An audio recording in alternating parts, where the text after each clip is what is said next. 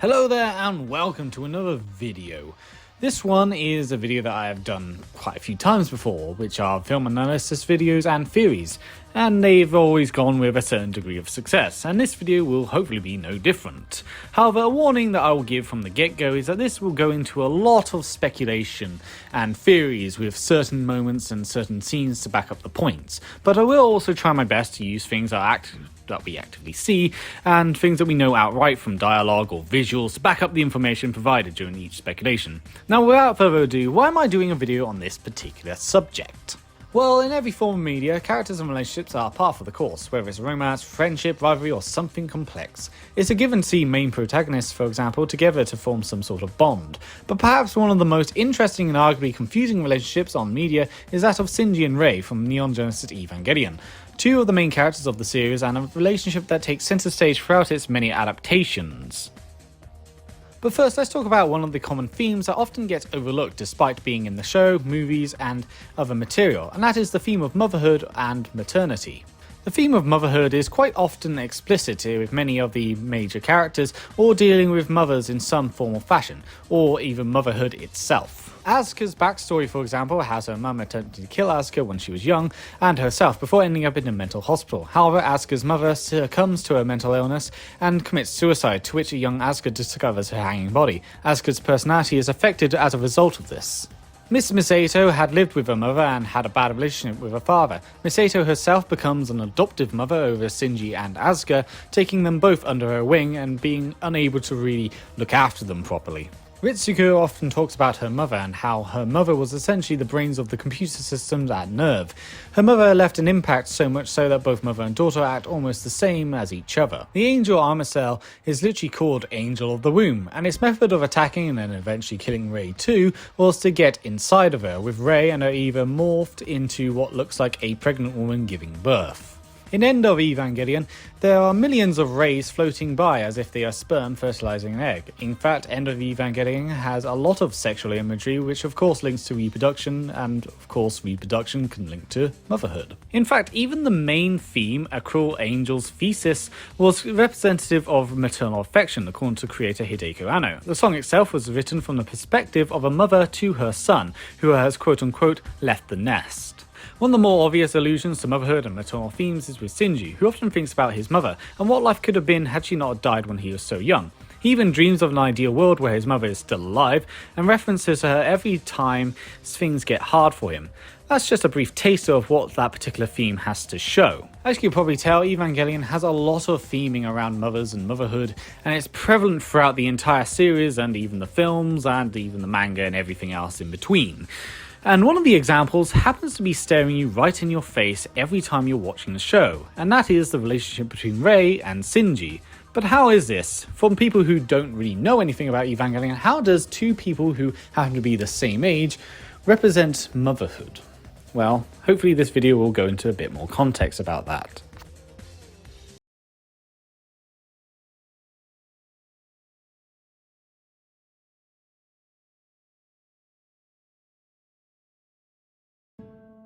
For casual first-time viewers, when they first see Rei and Shinji together, it would seem that this would be a story about an awkward boy and an awkward girl slowly but surely falling for each other.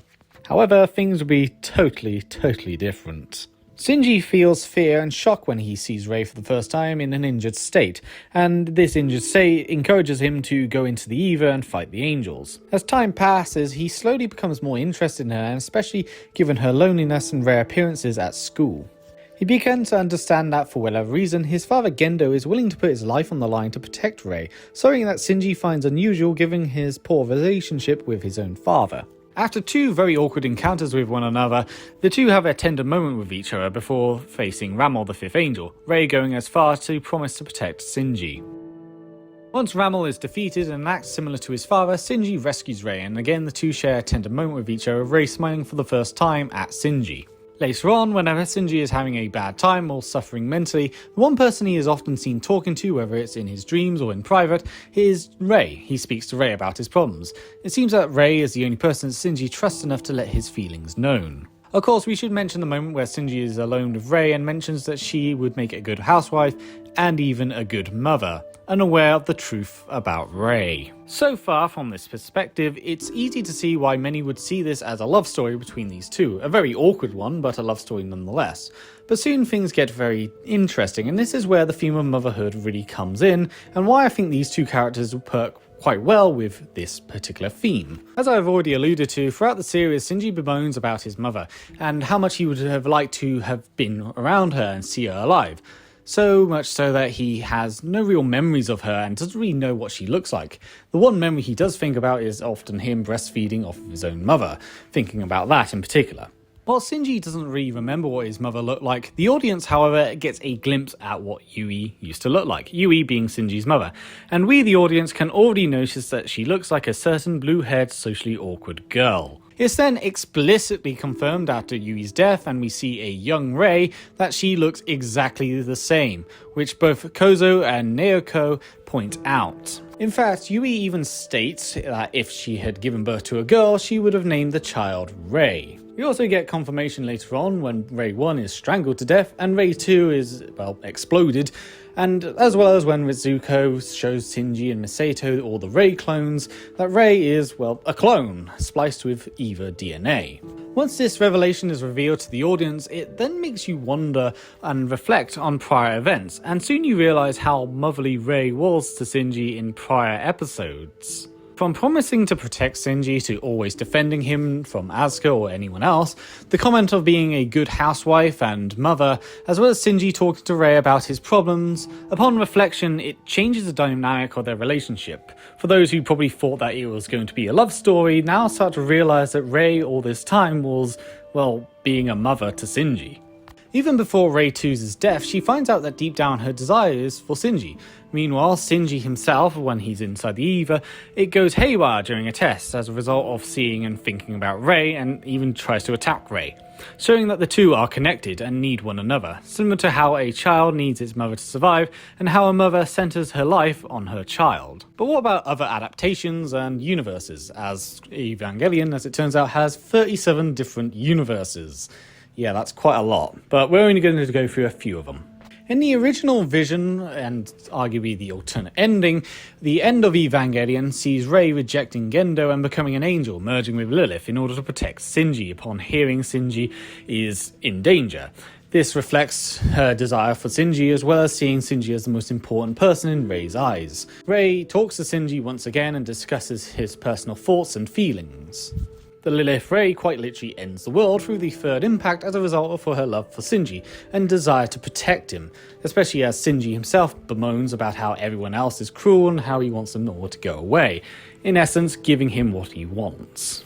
And yes, even something as taboo as this, or even Kaoru, the boy that Shinji felt was the only person who cared about him, is gifted to Shinji by the Lilith Rei. One could argue the Lilith Rei essentially granting Shinji everything he wants is similar to the old Mockingbird song, where the line "Mama is going to give you the whole world" comes to quite literal fruition here.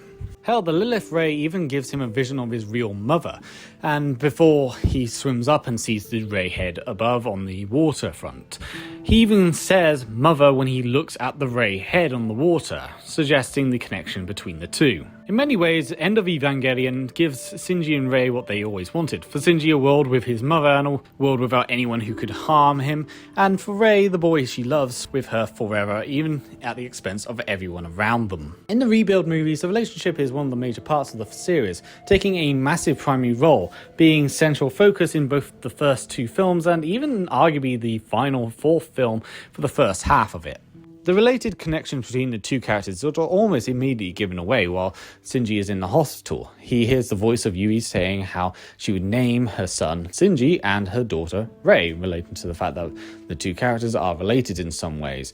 Of course, just like the series, the films do at first seem to set these two characters up as sort of a romantic pairing. Shinji and Rei seem to interact a lot more in the film series, with Rei becoming a lot more social and learning to cook properly to impress Shinji, and even wanting to get Shinji and his father to talk to each other, knowing that they are both very distant, and organises a tea party for them to enjoy. However, like with End of Evangelion, it's these two characters who unintentionally end up causing the third impact, or almost causing the third impact in this case, this time being Shinji rescuing Rei, whereas in End of Evangelion it was Rei rescuing Shinji. Through this act of bravery, Shinji shows a willingness to sacrifice himself for a woman that he loves, and after 14 years have passed, one of the first things that Shinji demands is where Rei is. Ironically, it's Rei who ends up rescuing Shinji from Masato during the first act of the third film. But upon getting back to the ruins of the Nerve headquarters, Shinji soon finds out that Rei seemingly has lost all her memories, and is acting very unusual, seemingly not remembering anything that happened 14 years prior. And once again, it's not until later on that Shinji is informed that Rei is actually just a clone of his mother, and that there are many of them, once again bringing home the mother and son relationship. This of course has a drastic effect on Shinji, as he soon realizes that the Rei that he rescued might have actually died a long time ago, and the Rei that he was rescued by is in fact just another clone. Bringing back to the motherhood theme, in the final movie, Rei has a lot of motherly moments, or interactions with things that revolve around motherhood. She becomes interested in maternal things such as a pregnant cat, Toji and Hikari's daughter, and when Hikari is breastfeeding her child.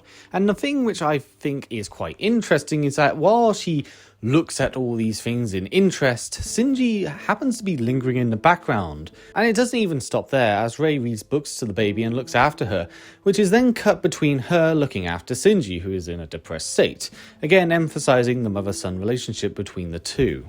However, things don't go very well, and Rei ends up triggering what is essentially a self-destruct button as a result of her over-emotional state. But instead of dying alone and unhappy, she goes to Shinji and spends her last moments with the boy that she loves.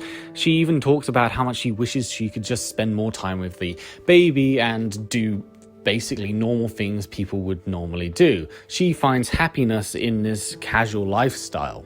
Of course, that's not even the last time we see Rei, as we see Rei again near the end of the film, and again the motherhood theme is reflected with her. For starters, Gendo first sees Rei as he's thinking about Yui and discusses loneliness.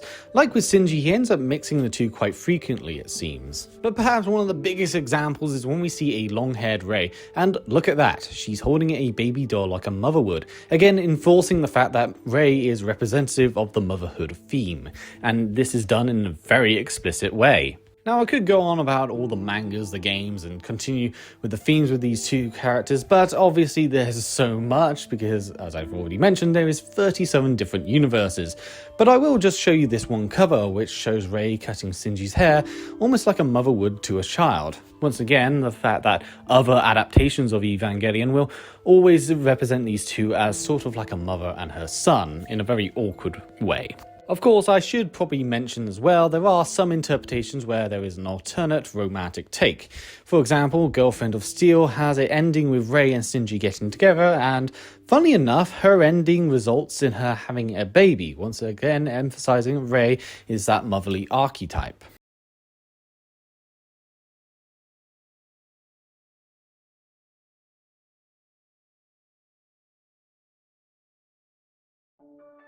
Asuka makes up the trio, and soon as she appears in the original show, she steals the limelight away, and almost as if she becomes the main character of the show. And this is no surprise, given that Asuka is a complete 180 to both Shinji and Rei. For starters, Asuka actually has a personality. She's vibrant and certainly emotional. She's more aggressive but is more confident and outspoken, putting on a brave face whenever trouble arises, compared to the other two who often seem more worried. She is seen to be more sociable compared to the almost autistic Rei and the depressed Shinji, who seems to absolutely hate everyone. And even in terms of character design, Rei is pale and all the colours in her are drained.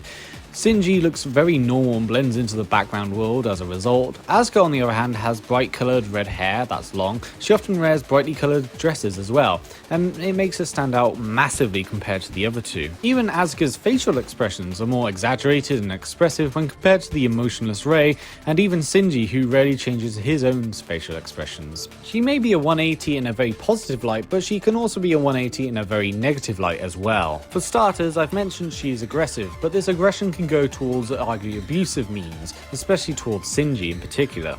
When all three of the characters are involved in some sort of mental breakdown, it's Asuka who ends up in a far worse state, unlike Rei and Shinji. She bottles up her emotions compared to the other two, her fears and mental health, but it only results in a more bigger implosion in the end, so much so she ends up in a comatose state in a hospital bed. Perhaps one of the more biggest noticeable downsides to Asuka is that she suffers from a form of superiority complex, being hot-headed and believing to be right all the time, hating the fact that Shinji is seen as the chosen one, and Rei is essentially praised for being the commander's pet. This also leads to Asuka's biggest flaw: she's a massive liability. Whereas Rei and Shinji often work well together and even get the job done, in fact they even have perfect synchronization as shown in one of the episodes, Asuka on the other hand tends to screw up a lot. She gets into confrontations with Shinji and or Rei, and is responsible for either her own or others being hurt, or having their evas completely destroyed or damaged heavily. So why am I talking about Asuka in a video that's predominantly about Rei and Shinji?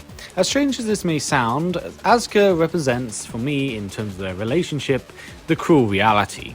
You see, Shinji and Rei are both very socially awkward loners, both are which have very massive desires, and realistically they can't be achieved. Shinji, for example, wants an ideal world where his mother Yui is still alive, and he lives a very normal life without evas or angels or anything like that. Rei, on the other hand, wants companionship, and later turns out to be a desire to be with Shinji, and in essence to be free from being, well, essentially a slave for Nerve. Asuka has her own desires, but almost all of them are disintegrated in front of her, and she eventually learns that she has to forge her own way in life. Asuka even notices and points out that Rei and Shinji seem to both not really understand the circumstances they're in, hating the reality of their own situation, whereas Asuka sort of just embraces it. With Shinji, Asuka confronts him multiple times, often due to his constant willy-wonky attitude around Nerve and the Evas, his constant hiding of his emotions from others while also whining constantly about being involved in fights against the angels. Essentially, Asuka says to Shinji that he needs to man up and grow a pair, and accepting that things won't ever improve.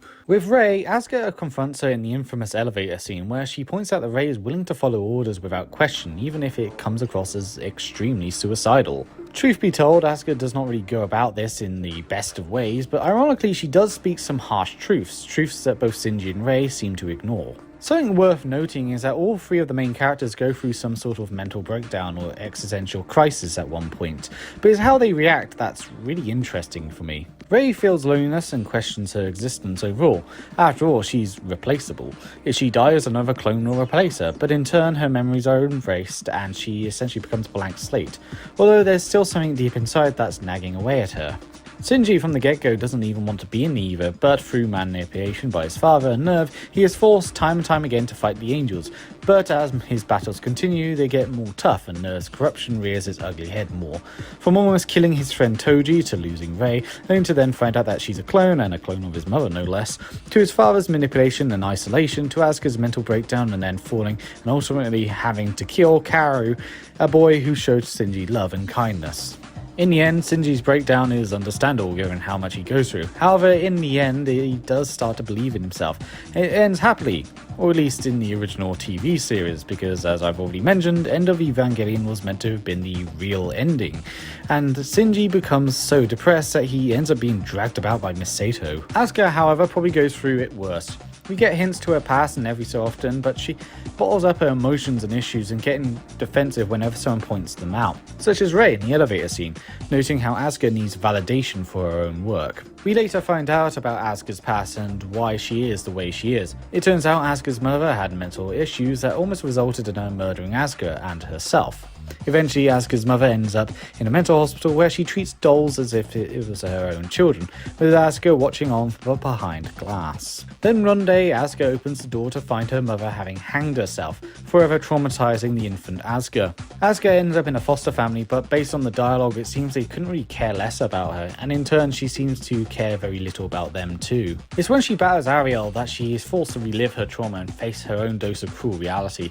She's disturbed greatly by the visions and even by her own behaviour up to this point. The battle leaves her in a manic state, and eventually she ends up in a comatose state, unable to fight or do anything. And yet, ironically, it's Asuka who is able to get herself out of her dark spot, whereas Rei and Shinji do not. Let me explain. Whilst in the original series' ending, Shinji does start to believe in himself and look forward positively, in End of Evangelion he does not. Rather, he succumbs to his depression and other undesirable feelings, to a point he is willing to go through with the Lilith Ray and committing to the third impact.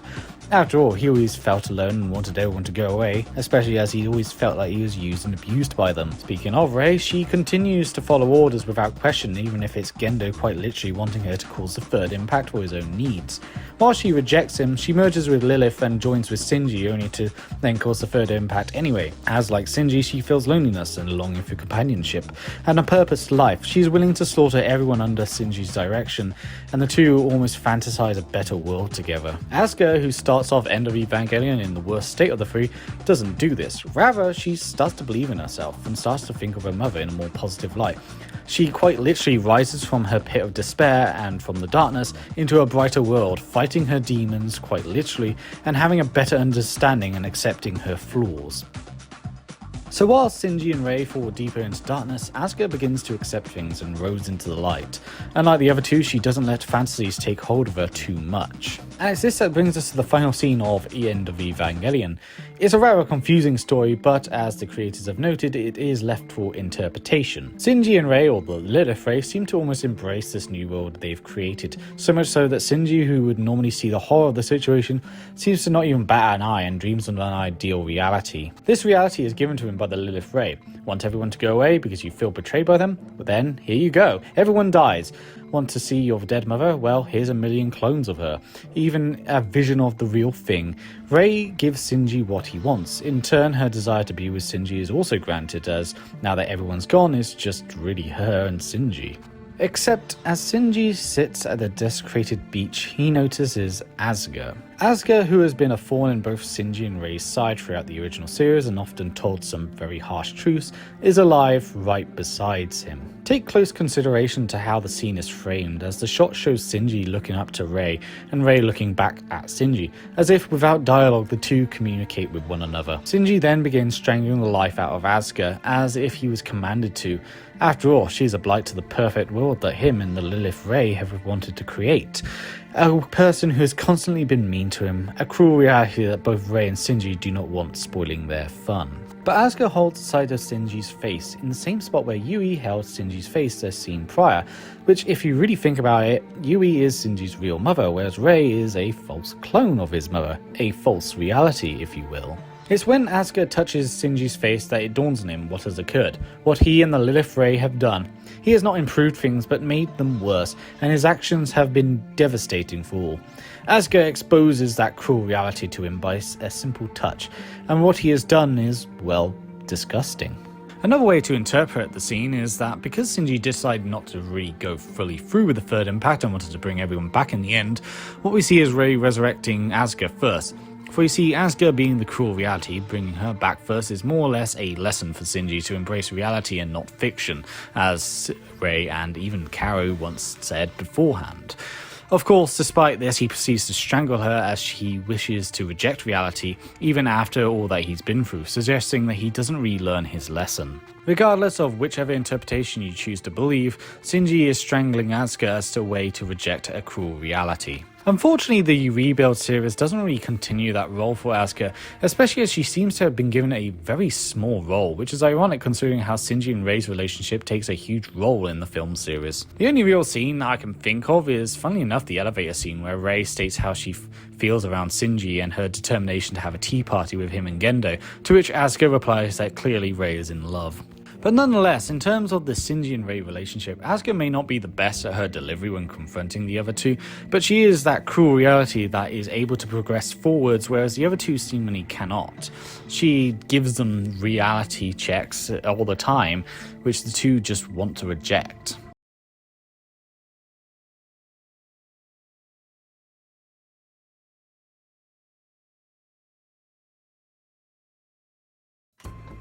In the 2 times on screen we've seen the third impact, both Shinji and Rei are both responsible, and interesting enough it's when one saves the other when it happens. In End of Evangelion, Rei is instrumental for causing the third impact, so much so that Gendo thinks that her merging with him and Adam would suffice, but one thing he neglected was Rei's deep-rooted desire for Shinji. Upon realizing that Shinji is in danger, she rejects Gendo to merge with Liv and quote-unquote rescue Shinji. The same more or less happens in the Rebuild series, where this time it's Shinji who goes on to rescue Rei. Upon defeating the 10th Angel, who had absorbed Rei beforehand, Shinji willingly dives into the Angel's body to rescue Rei. Out of an act of love, he is willing to have his flesh dissolve just to rescue the most important person in his life. Unintentionally, however, third impact is caused and things once again end poorly for everyone else. So why is it whenever the third impact is shown on screen that it is always these two that are involved? Are there any clues as to why these 2 characters in particular are solely responsible for these cataclysmic events?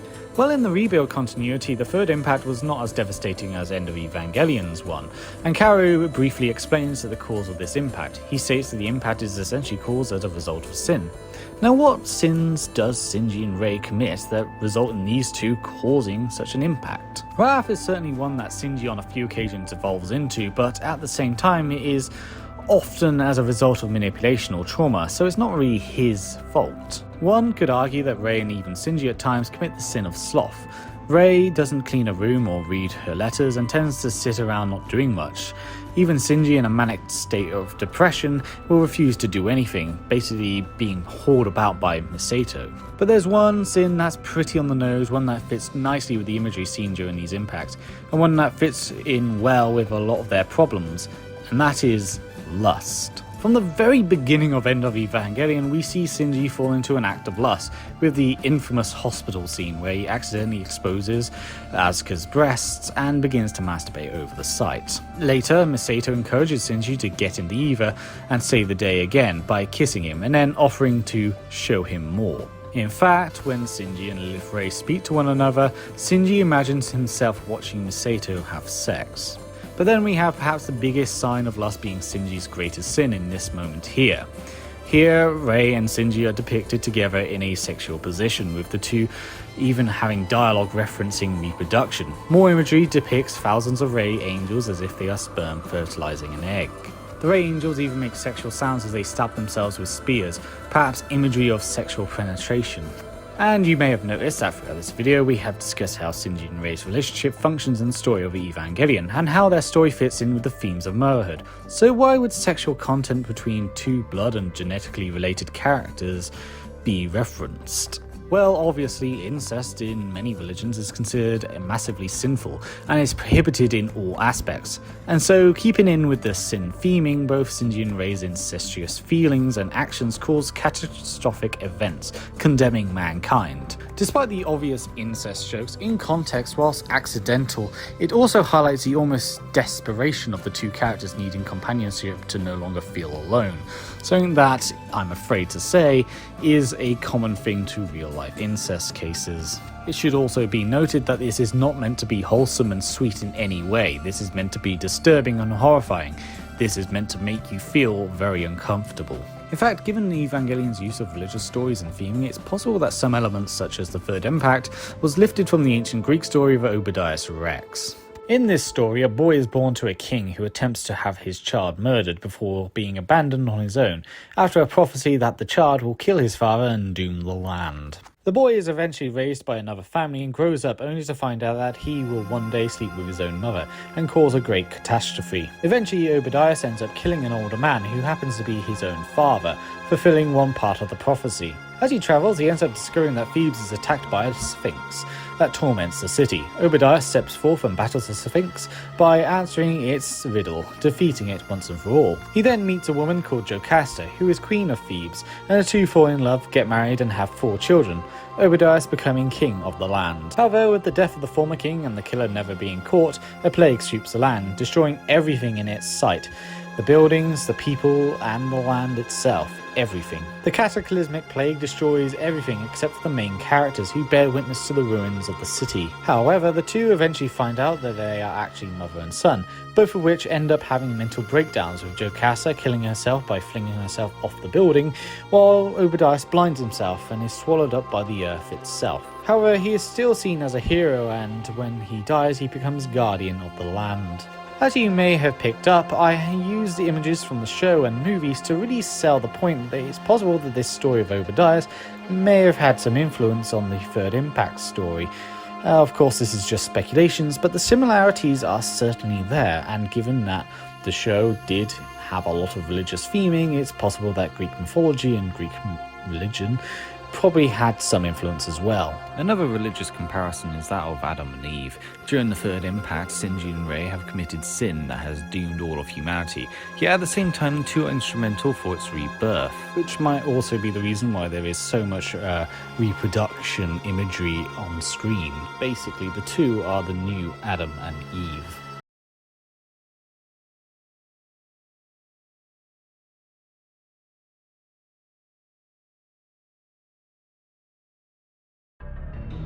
The abuse theory fits quite nicely with the relationship of Shinji and Rei, and the theme of motherhood quite well in fact. This theory revolves around how Gendo commits domestic abuse to his partner and child, which leads to more issues for both of them, as well as his own downfall. So what does Gendo do that fits in with the real cases of abuse? Well, let's see, shall we? From the very first episode, we see a form of his abuse, this being manipulation. Abusers often manipulate their children and or partners. In this case, Gendo manipulates Shinji to get into the Eva by showing him an injured and battered Rei.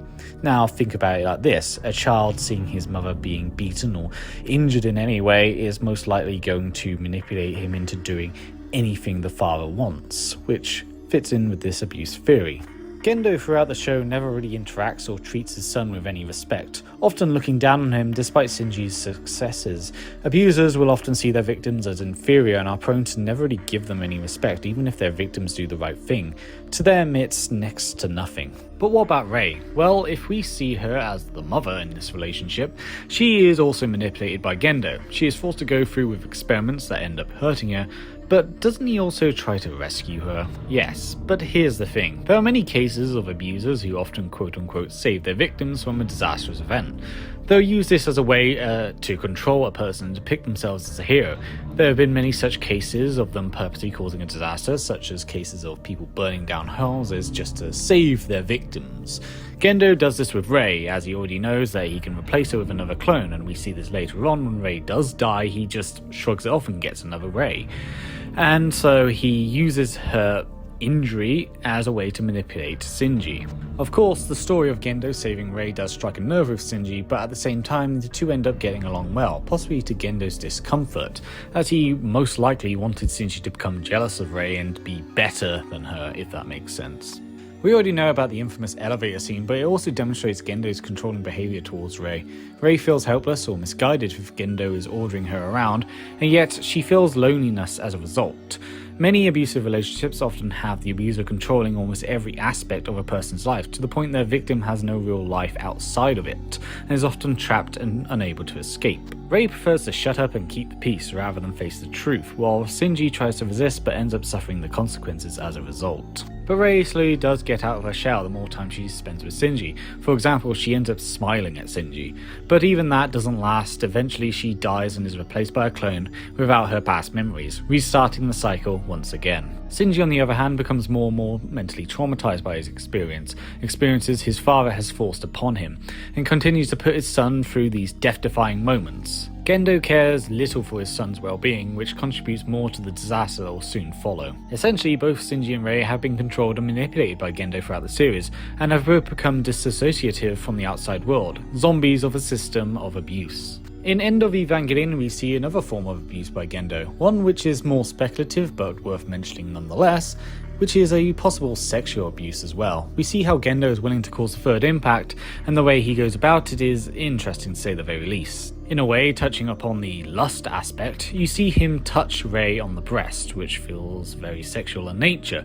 But combine that with Rei's uncomfortable looking face, it's clear this is something that's clearly violating her. Comparatively speaking, when she and Shinji touch each other, there's more comfort between the two. This one moment further elaborates the abuse theory, as Gendo is suggestively touching her inappropriately in order to groom her into doing something, in this case the third impact, which she really doesn't want to do. Many abusers often do this in real life. But this is where things change. Shinji's scream for help motivates Rei to reject her abuser and rescue someone she actually loves. In a way, she gets rid of Gendo's control to become free-thinking and independent for once.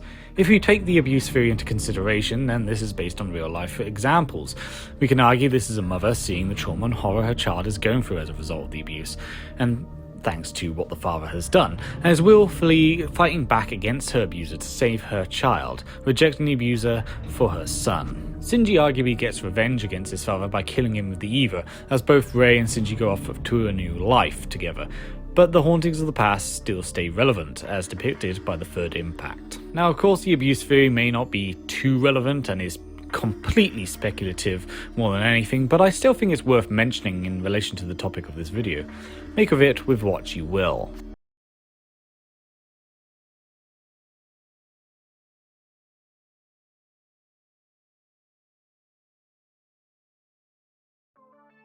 Overall, Shinji and Rei's relationship is a confusing one, but an extremely interesting one nonetheless. I do believe that the two's relationship represents the theme of motherhood, but in multiple ways. Some more wholesome, some quite dark, and some certainly disturbing. It shows various aspects of motherhood, and the fact that she's a clone spliced with angel and Eva DNA could be suggesting that Rei acts more like a guardian angel over Shinji, protecting him from the horrors of the world by being a projection of his mother, someone that Shinji has a lot of feelings for. Of course, not everyone sees their relationship like this. Many people see it as a purely romantic relationship, and I can understand why. However, I am more of the opinion that it's more of a mother and son relationship than a romantic one.